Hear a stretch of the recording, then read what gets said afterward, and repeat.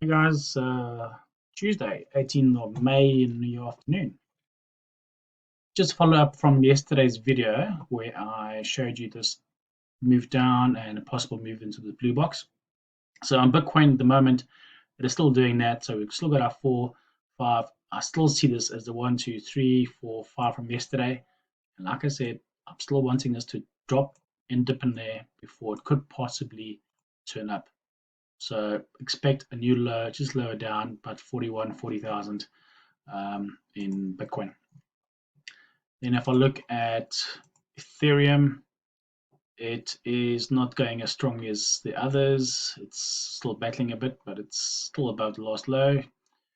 Litecoin, on the other hand, is doing quite well. It has broken my trend line here, so it's out of the channel.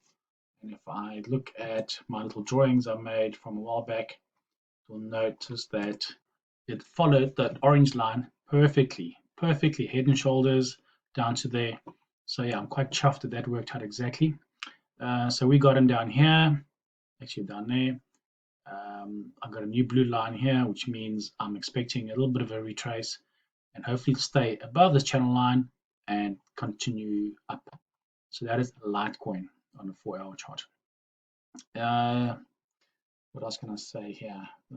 No, that should do.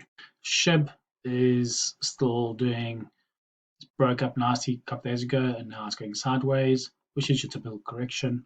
So I'm expecting still 3 waves up for the B and then a possible 5C and then the big move up.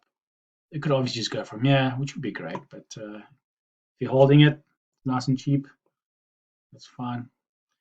Doji is not really going anywhere.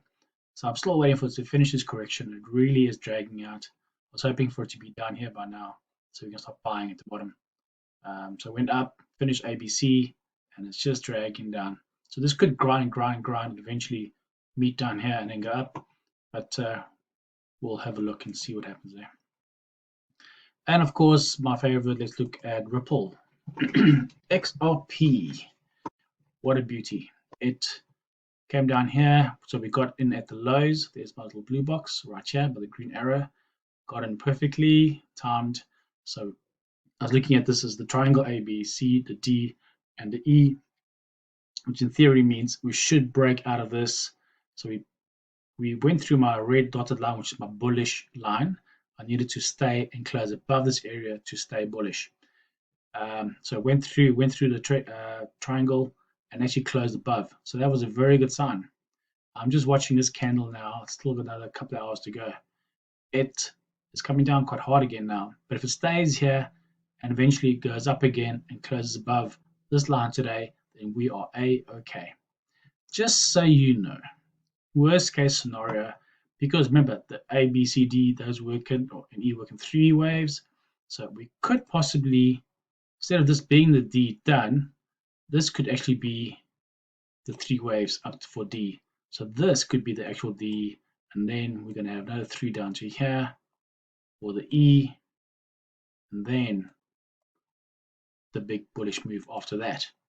So just making you aware of it. So this could still do that and then do that. But of course, we are hoping for this to break through and close above. So let me go to the 1 hour. Okay, so the 1 hour still showing us 1, 2, 3. And I really wanted this to go up top there to make a 4 and a 5. It's coming very close to this. See, this is touching that. So let's just hope and see if it's going to stop and turn up. Hopefully, this is not an A, a B, and a C, and then A, B, C, and then up again. So hopefully this is a 1 and a 2, and in wave 3 is 1, 2, 3, 4, 5, and then goes up. So just keep an eye on that.